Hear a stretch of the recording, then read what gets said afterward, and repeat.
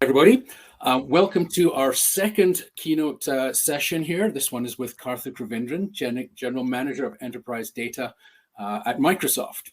Karthik, I think, is an excellent, very topical speaker for us today for two reasons. First, he was, in fact, in his role as a leader of data transformation at Microsoft, a data hero himself. Spent 8 of his 24 years at Microsoft working on that. And so he'll be able to talk to us a little bit about what it was like to be a data hero leading that effort. And secondly, he is currently responsible for key product in Microsoft's enterprise data governance and analytics platform. So I'm also going to ask him about those product tools and strategies that he is now helping bring to market that are there to help data heroes. So on both fronts, I think we'll get a lot of insights from this session. So welcome, Karthik. Thank you, Martin. It's great to be here. Okay, so first question, probably a little bit of a softball for you, but this is the Data Hero Summit. What do you think of the idea of data heroes, the kind of the concept? Does that resonate with you? Why is it so hard to manage enterprise data? And why does it take a hero to lead those initiatives? 100%. Yeah, the concept resonates a ton. And I would preface it by starting out with just sort of drawing our attention to the fact that data today is like a core and fundamental asset to any kind of transformation that gets talked about in our industry, whether it's digital transformation, cybersecurity, machine learning, generative AI. The core of every one of these opportunities that organizations have across all industries and verticals is rooted in data. And in my mind, there are two broad categories of data heroes that organizations should really think about fostering and growing. And one of those categories is what I broadly speak to as the data enablers, and the other category is the data appliers. The reality is data is a team sport. It's a federated team sport where you need to activate an entire organization to get behind the opportunities of both enabling sort of data as well as being able to apply data for the growth outcomes. And the opportunities for us to grow sort of talent and functions within an enterprise organization to be able to not just apply the data for innovative purposes, but to also be able to manage data in a responsible manner while still being able to democratize the data assets so that functions and organizations can apply them broadly for their growth perspectives and opportunities is a phenomenal opportunity.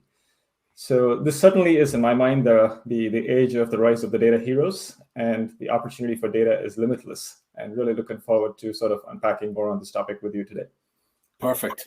All right, so let's start by talking a little bit more about your own personal journey as the Microsoft data transformation leader. Can you tell us a little bit about what that project was like? How big it was, what it involved in terms of data, some of the process and some of the outcomes you guys were looking for, just to kind of as a way of introducing yourself and what you did. Great, yeah. So I've spent my last 24 years at Microsoft, and 8 out of those last 24 years have been very focused on leading several data transformation investments within Microsoft. I had the opportunity to build out the data platforms and data applications and product teams like Microsoft Office, as well as content experiences for Microsoft Edge. And then very recently had the opportunity to spend like roughly about 4 to 5 years building out Microsoft's own internal data office as a part of our broader digital transformation investments. And that was a wonderful journey of learning on several fronts. I think the key takeaway for me, if I had to summarize it, would be the following. One is like very often people look at data journeys at the outset as being like a technical or a systems undertaking. And I kind of had that same perception when I first started these journeys, only to soon realize that it was way more than that. I mean, data journeys to really be successful are at their core, cultural transformations, practice transformations enabled by technology. And there's a tremendous opportunity to appreciate the balance that needs to be accomplished and achieved between these sort of like complementary dimensions, where approaching a data transformation journey just as a technical endeavor, while it could result in really good platforms and technologies, may not lead to the business outcomes and the value outcomes that the organization is looking to accomplish through those investments. And to accomplish those value outcomes and business outcomes, it's also really crucial to recognize that the notion of sort of a center of excellence for data, which is often described using the acronym COE, should be expanded to more look at it as a champion of enablement, sort of culture and philosophy, where data offices and organizations that are accountable for managing an enterprise's data estate should increasingly, in my opinion, think about opportunities to evolve from being just centers of excellence to do it all to becoming champions of enablement, who can activate the data culture and data applications across the broader organization and providing the mechanisms to be able to responsibly do that.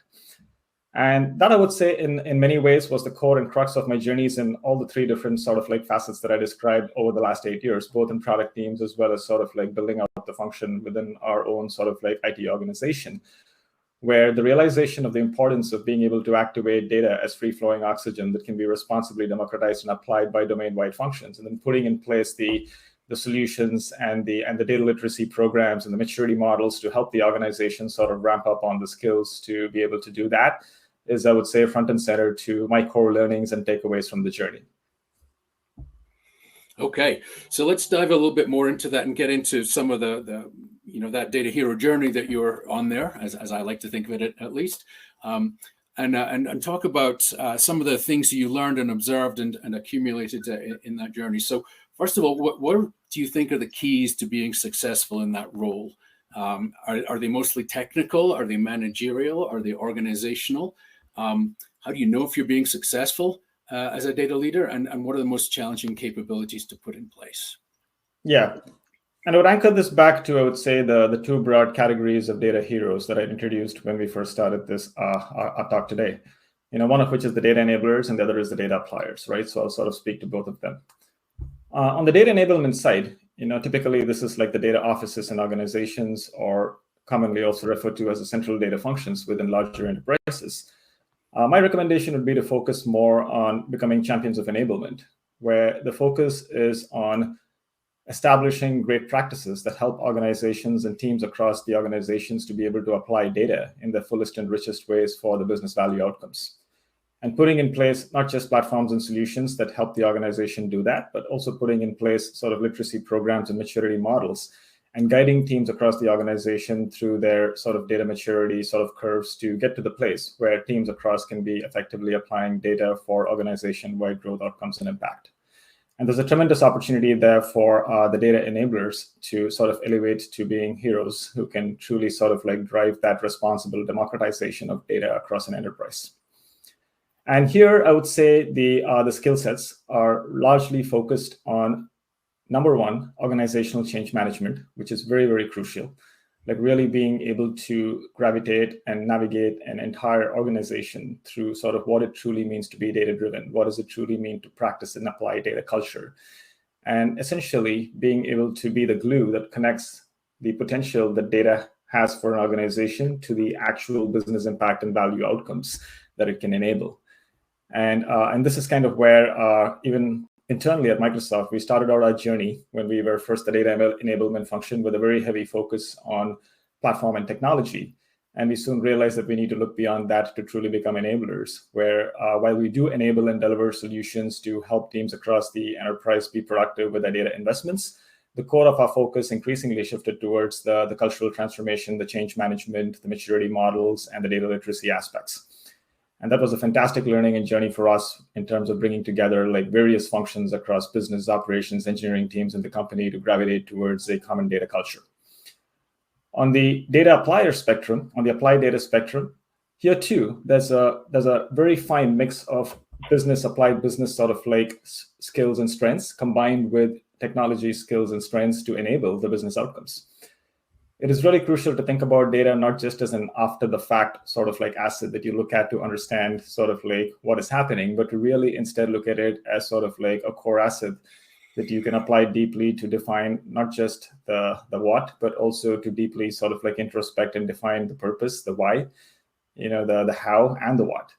And there's a tremendous opportunity here to really drive data literacy across functions, to rethink opportunities for applying data and intelligence and insights from data in terms of how they can truly impact their top and bottom lines in terms of value outcomes. And then there's the technology sort of aspects, which is developing the proficiencies and skills in the facets of data management, data stewardship, as well as the more commonly known applied functions around data engineering, analytics, and data science, and bridging all of this together to sort of build out the data competencies needed to realize those value outcomes. And here, the one point that I will emphasize is the importance of really focusing on data management and data stewardship as much as sort of teams focus on, I would say, the more hard technical aspects of data engineering, analytics, and data science, because it's that combination of those skills and practices that are truly going to help elevate data maturity and value outcomes. Okay, so you mentioned quite a few things there about organizational considerations. We'll talk about technology in a moment, but let's focus just a little bit more around organizational stuff. From your perspective and from what you've seen speaking to others, is this a job that evolves bottom up, or is this something that needs to be a top-down mandate? Did Satya wake up one morning and call you up and say, "Hey, Karthik, I need you to do this"? Or I mean, how did that come about?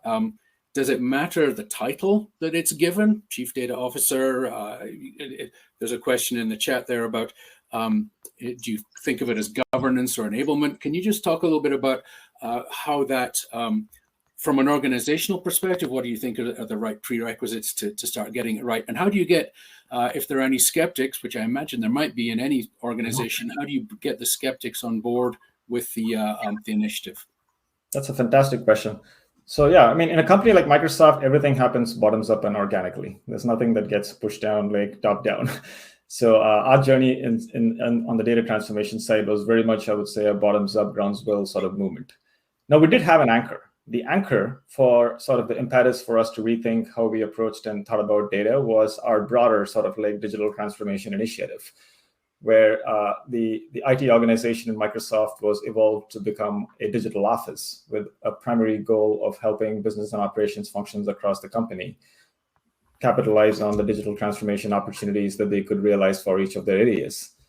And that function was set up to be more of a champion of enablement versus a center of excellence in the context of really being able to bring in digital competencies and expertise while not doing it all for all of the teams, but really being able to foster the culture of digital and helping teams across the organization be successful in doing it. And the way the data impetus started was as we navigated that journey with each of our business partners across the company and started to sort of write down and prioritize what are the number 1 and number 2 through number 10 plus sort of like transformation scenarios that we wanted to go after. A couple of things became very evident to us. The first thing that became evident to us was that almost every one of the scenarios that we were defining needed us to connect data across the enterprise of Microsoft in ways that we've never done in the past. Prior to our digital transformation journeys, like each function or business unit would run in silos with some limited data sharding and connected data and connected insights and analytics and intelligence was kind of like more an afterthought versus a forethought. Versus as we set out and started looking at our scenarios, it became very obvious to us that we're going to have to connect data in ways that we've never done in the past. To give you an example, a function like marketing, which in the past was very focused on sort of one-size-fits-all or highly segmented marketing communications through email, was now bringing to the table scenarios that were truly about hyper-personalized omni-channel communications, not just marketing campaigns, but always on communications that are highly relevant and contextual to each individual customer, users within the customers, delivered through the best fit channels to sort of connect with the customer, including not just emails, but online sort of properties and product channels, and of course, the classic marketing channels. If you think about that for a moment, to really be able to achieve such communications, it's no longer just looking at marketing campaigns data. You need to be able to connect marketing data with product consumption data, with sales data, with finance data. And bringing all of that connected data set together was not something that we'd actually sort of solved for, even within Microsoft. So the connected data was one of the biggest impetuses. The second thing that became very clear to us is the applied innovation, the domain knowledge and expertise that is needed to land that applied innovation is pronounced. And that expertise sits at the edges. It sits in each of the business functions and domains across the company, most of whom were starting to invest and grow sort of technical and data talent within their own specific sort of functions. And not being able to capitalize on the talent and empower the talent to responsibly apply data for their edge innovations would not have been the most effective approach to take.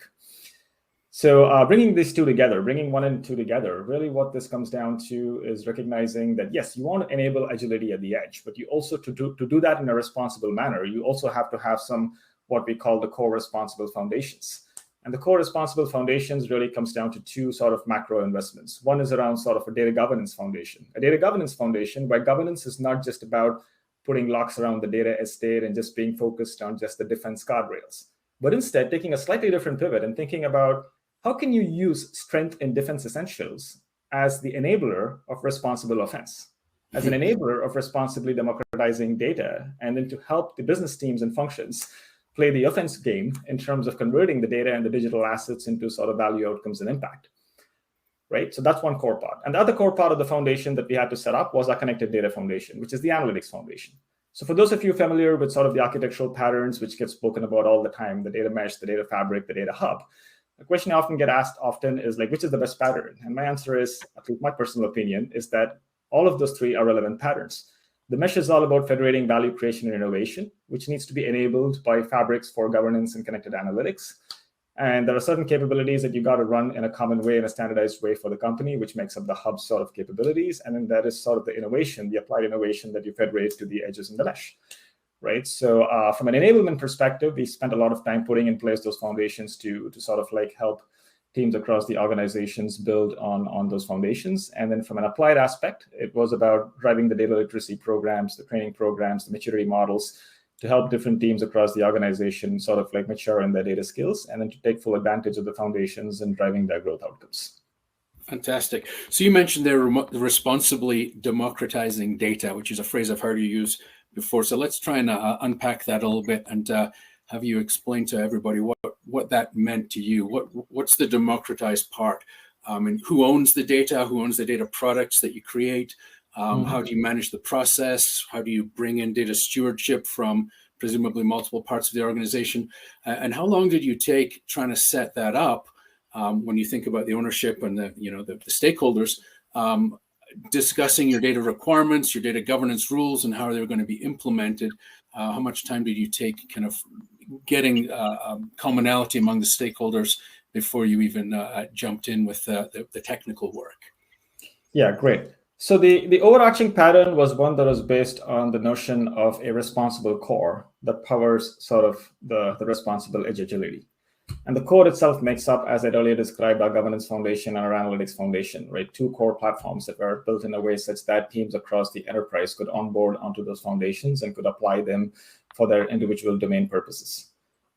And the democratization aspects, it's not just about applying the data, it's also about promoting the culture where the management and the governance of domain-specific data estates can also be owned by each of the domain teams as opposed to needing to be done centrally. Barring common enterprise sort of data assets, which makes sense to sort of like govern and manage in a common and consistent fashion, the domain sort of data estates that sort of sit on top of, utilize, and extend and augment the shared sort of data estate are best managed and stewarded by the domain functions who have the deepest expertise in the domain context and the policies around those domain contexts. So core and central to our approach to governance was to make sure that governance was not just sort of a guardrail process that only a central data office within sort of IT is accountable for doing on behalf of everyone, but it's actually sort of a team sport where the same notion of how analytics today being a team sport is widely recognized and practiced, but governance being a team sport, not as much. But the opportunity that we sort of like saw and went after was recognizing that to truly excel in a data mesh, you need to have the domain teams take ownership also of their respective data estates, while still providing them the common guardrails and services for capabilities that do not have to be duplicated. Like, for instance, your compliance capabilities around GDPR, around CCPA, around EUDB. There's a set of capabilities, core capabilities, which every domain team should not have to go and sort of reinvent the wheel on. So providing those services more as platform capabilities that team can sort of leverage and not have to sort of reinvent the wheel on, but instead focusing on taking ownership of their respective data product estates, owning their data products, as well as sort of like not just the implementation, but also the governance and the policies of how those products can be applied for business purposes and shared across teams and with partners for broader use cases. So you asked a really interesting question about sort of titles and roles and everything else in your previous sort of like question, which I did not get to. And this is a good place to actually bridge that back in. Right? Because a lot of people ask me, like, hey, is data like a single CDO's sort of accountability? Are there multiple data leaders? What should be the right title for sort of like data leaders? And in my context, is like when I started on the data journey, guess what my title was? It was Principal Engineering Manager. That's what it was, right? And that function was buried somewhere so deep into sort of like the weeds of an overall IT organization, where it was when we started our digital transformation journey that the recognition of elevating data to sort of like a frontline function surfaced. And even that surfaced through the opportunities that we recognized as needing to go after and solve for. And even then, when I got to sort of like that, to leading and running the data office, it was still engineering leader, right? And then over time, as we started to sort of take an iterative approach to apply sort of this federated model and bring it to life, it became very clear that there are more deeper competencies and the importance of data being a sister function to software engineering, a sister function to sort of like IT operations, as opposed to being nested somewhere within those functions, started to come to bear as we organically navigated the journey.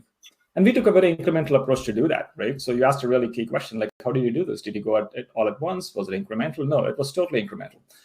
And I like to speak to the approach of this being a cup of data at a time. What do I mean by a cup of data, right? So the cup really just stands for compliant, usable data products, right? So have a set of prioritized scenarios, know what you're going after. Do not try to boil the ocean. At least that would be my recommendation. Like pick a few scenarios where you really need to bring data together across the estate, and adopt a cup approach where identify the key domain teams who are best positioned to own those data products and apply data investments, bring them into the loop, navigate the cultural transformation and the data literacy curve with those domain teams. In our case, we already had domain teams that had the talent. It was just that we had to sort of like train them and orient them to the best practices around how you do this in a way that can actually sort of be used across the enterprise. And then encourage the teams to take a very iterative approach where they take a scenario at a time. They look at their estate. They conform and make the estate that is needed to serve that scenario compliant. They make it really usable for the target personas who have to be able to use those scenarios and implement those scenarios. And then they really bring in the product thinking culture around how not to just treat data investments as data projects, but to truly treat data investments as data products, which brings in a whole different level of rigor around things like quality, around things like governance, around things like performance and scalability, usability. There's a whole bunch of sort of attributes that one tends to associate with a product versus just a time-boxed project. So when you start empowering the teams to take this approach, owning their data estates, building the data products, and the data, the cup of data, the data itself is democratize your data products, apply your data products, transform and amplify your learnings. And your learnings could be both great learnings as well as they could be learnings of things to improve. Like one of the number one learnings that we got as we went through this cup of data approach is how much data we had accumulated over the years that were no longer required. It was a tremendous opportunity for us to shape that data and sort of bring it down into a set of most highly impactful data products. And in the process, also let go of a bunch of data that we had accumulated, which was no longer needed. And that was a great practice that we started amplifying as we started taking future iterations, always looking for ways to really bring the data estate down to what was really needed to run the company, right? So that's kind of the approach that we took. And we had data leaders spread across all of the functions. We have like data leaders in marketing and sales and finance and our engineering teams. So it truly is a very federated ecosystem, where we have this core enabling the edges. Excellent. So that's really interesting to hear from, when outsiders look at Microsoft, a very sophisticated and a progressive organization, to hear a little bit about on the inside how that evolution took place from technical to all the organizational and everything. So excellent insight there. So let's pivot a little bit now to you were working the data hero path, transforming Microsoft on the inside, but now you own products and you're helping Microsoft to develop the tools and deliver the tools to market that can help all the rest of us.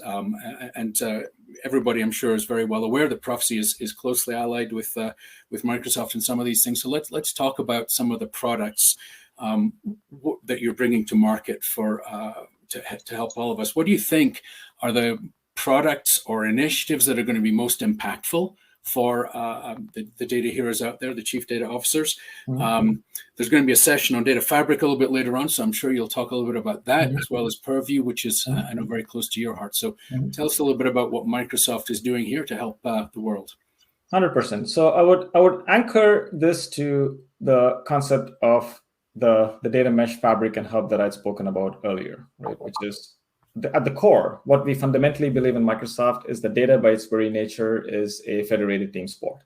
That's the core sort of principle that drives all of our product directions and investments and where we're going in terms of enabling our customers. And we also believe that there is no one right architecture pattern that brings that to life. It truly is a mix of the mesh, the fabric, and the hub, as I had explained earlier.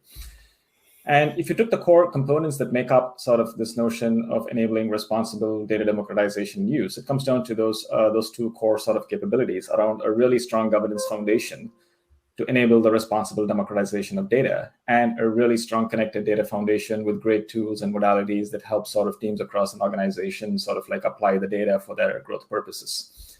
So mapping those two sort of investments to our two flagship hero, I would say, product initiatives.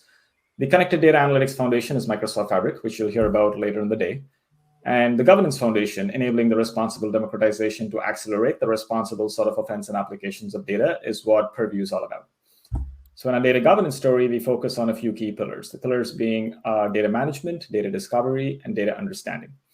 Data management entails everything from data quality management to master data management to data access management to data sharing, all the capabilities that are essential and core and foundational to being able to enable the responsible sort of democratization of data.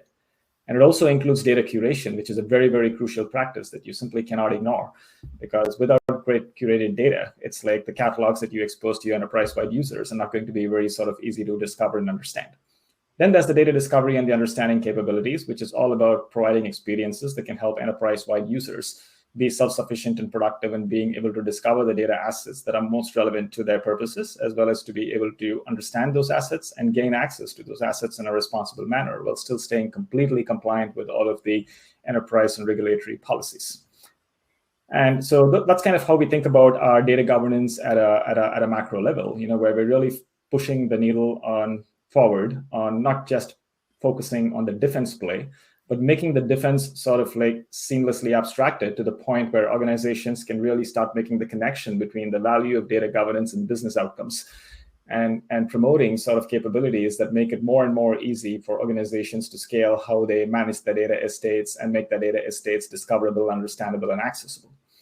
Front and center to all of this, to both Fabric and to sort of like Purview, is the notion of applying the many, many great innovations that we are now making in the AI and the generative AI space, where one of the huge opportunities for AI, as I see it, is what I like to speak to as AI for data governance and data governance for AI. Right? AI for data governance is how you can apply AI to really scale the practices of data management and data governance, versus data governance for AI is about a very simple concept. Your AI at the end of the day is only as good as your data. If you don't have your data in a really great, well-managed quality state, your AI is not going to be great. So these two complementary facets and bringing them to life across Purview and Fabric is where we are headed as a company. And of course, with great partnerships that we have with partners like yourself and others to bring that whole equation and sort of like opportunity to life. Perfect. All right, couple of quick questions. We're almost out of time. Where do you see MDM fitting in with your vision there? Is the first? 100%. So MDM to me is a very, very crucial data management capability. I mentioned it as one of the core pillars of what we are looking at when we talk about data management. And MDM is super important because, at least in Microsoft, our learning as we traverse our own internal data quality journey was that at least 60% of our data quality challenges were rooted in how we managed our master data. And being able to get a really strong handle on mastering data in a responsible manner, as well as ensuring that the right approach to master data management is sort of applied contextual to each of the data domains and business entities, is a very crucial fundamental to get right. And there's always the classic industry debate about traditional MDM, one MDM to rule them all, versus analytical MDM, which is more about dealing with sort of distributed data sources and accepting that to be the fact of the norm, and then still figuring out how do you bring in the rigors of good master data management. So we in Microsoft sort of like look at it contextually. Like we've got sort of businesses like the supply chain, where master data pertinent to like logistics providers and materials are fairly sort of like managed in a single, I would say, a traditional MDM type system like SAP MDG. And then we've got business entities like customers and employees and other such, where there is no such thing as a single master, where the master data sort of like flows in from multiple systems distributed across the company that we still have to unify into golden records of truth to enable consistent downstream applications. And that's kind of where the analytical MDM sort of angle needs to kick in, right? Because if you try to solve an analytical MDM sort of like scenario applying traditional MDM, you'll probably never get started on the business value creation. Right. So ideally, the MDM solution needs to have a mix of those two sort of like facets, where based on the business operational context and the entities pertinent to those contexts, you can sort of apply the right tool for the right choice. But it's, again, not just about the tooling, as I mentioned earlier. This is as much about practice, culture, and everything else that needs to kick into how you manage data. So I'm really excited here about the work that we're all collectively doing into sort of helping customers get better at MDM, thereby get better at data quality management, and thereby get better at the quality of all of their applied data investments. Perfect. So just in 30 seconds before we're pulled off the stage, do you have any final thoughts, words of wisdom for the data heroes out there, having been one and now serving them by delivering products? I would say this is a great time to be data heroes. Think of yourself in terms of where you fit, data enabler or data applier, or perhaps both. And there's a great question that I get asked often. How do I know I'm successful as a data hero, especially when I'm in the data enablement side? My answer to that is very simple. Just when you think that you're probably working yourself out of a job, and there are people across the entire company who think that what you're doing is the most important thing in enabling them, that's a great signal of knowing that you're truly succeeding as a data enabler hero. right? Where it is truly not about being a center of excellence, but it's about being a champion of enablement. So take that away as food for thought, and are really excited to continue this conversation offline. Yeah. Perfect, Karthik. Thank you so much for your time. Move on to the next session now. Thank you. Great, fantastic. Thank you all so much.